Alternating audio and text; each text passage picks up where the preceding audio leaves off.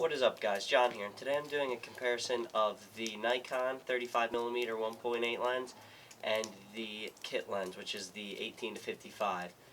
Right now I'm shooting outside and it's like dusk. It's not too bright outside, and I'm seeing how the performance is on the 35mm with that 1.8. Allows you to get a ton of light in there, so I don't have to crank up the ISO or anything. And let's see how the video turns out. This is a recording with the 35mm lens, and it seems like this one autofocuses better than the 18 to 55, but it does do some hunting if you're shooting handheld and you're doing a lot of moving. It doesn't seem to do any hunting for focus on the tripod, and it seemed to perform pretty great. It's faster focusing than the 18 to 55 I've noticed, but the 18 to 55 also does a decent job. They're around the same. Neither of them excels at autofocus, but for video you use manual focus anyways to get that stupid focusing sound out of the video and getting a little bit of better focus. But I did use this for autofocus for video in one of the vlogs, and it seemed to work pretty awesome. So this is the video with the 18 to 55mm lens, and one thing I noticed is it definitely didn't want to focus sometimes. When I went to focus on this flower pot, it just refused to cooperate with me. Sometimes it was quicker than the 35mm lens, and other times it didn't want to focus at all. But for the most part, it worked pretty decent.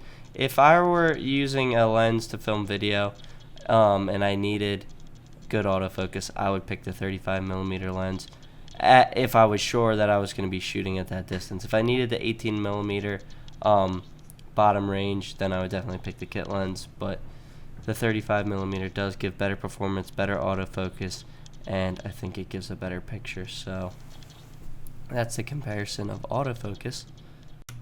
So this is a comparison of the two lenses, same picture side by side, both a 35mm with an f-stop of 4.5 and an ISO 400.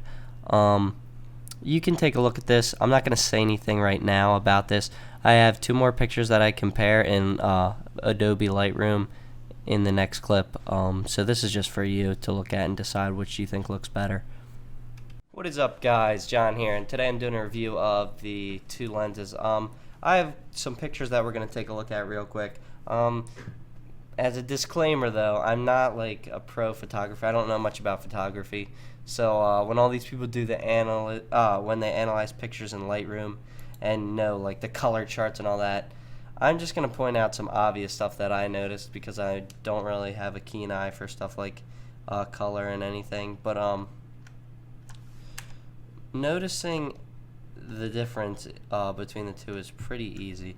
This is the 35mm lens, and if we look around here, it's definitely more sharp.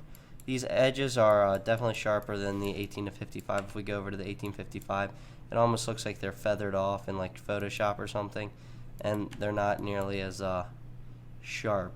Another thing that I noticed is the blur. So right here we noticed you can see the grass a little bit, and the grass looks good and all, but on the 1855, even at the same f-stop of 8, okay, so they're both shot at f-stop of 8 and 125 shutter speed with the ISO of 100, but look at how much more blurry that is. And then if we go into the background,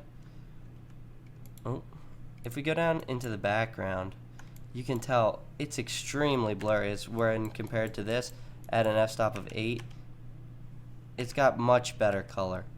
So the 35mm lens has better color back here, and the leaves on the pine tree are more green. On here it's got this yellowish tinge that looks weird. That's right, that's from light, but it looks much better. The only thing is this tree does have like a weird thing going on along the edge of it, if you can see that, but I think this one looks a lot better. Another thing is the snow. The snow on the 18 to 55 actually looks bluish, which is weird. This is much more accurate to the real color, and it's white. They both, I think, accurately show I think, the color. The 35mm lens, I think, shows it a little bit more true. but they're both good lenses, but I don't know. It's up to you. You can look at the pictures and decide for yourself. So that's the this is the 35mm lens picture, and this is the 18 to 55.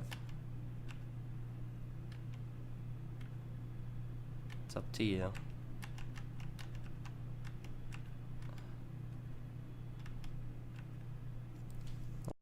What is up, guys? So that's a comparison of the 35 1.8 to the 18 to 55 1.3 to 5.6 kit lens, and I do have to say I love this little thing.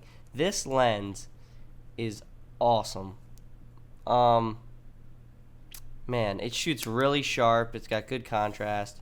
It's just weird not being able to zoom at all. I'm not used to that, and every time I need to get closer to something, I find myself trying to reach for the zoom ring on it and not finding one. But really, you can just walk closer to it, whatever you're shooting. But if you need zoom, then you're gonna have to find a different lens. But this is a great lens for just walking around. Like if you're in the city or something, walking around, it's a great lens to take pictures with. It's good indoors, good at like a birthday party or something. It's pretty much a good everyday walk around lens.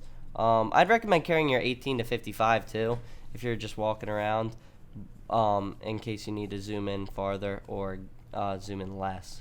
But this thing is great. Anyways, that's it for the video today. Actually, one thing before I go. If you are looking to buy a new lens, I would recommend either buying this, or if you absolutely need a zoom lens, to get the 18 to 140mm. I know that's more expensive. This only came in at like $175. You can get it for $160 used. I think for new it's like $190 at Best Buys, but it's really a great price for the lens. You get a lot of quality out of this lens, and it's great for low light. That's the main reason I got it. But thanks for watching, guys, and peace.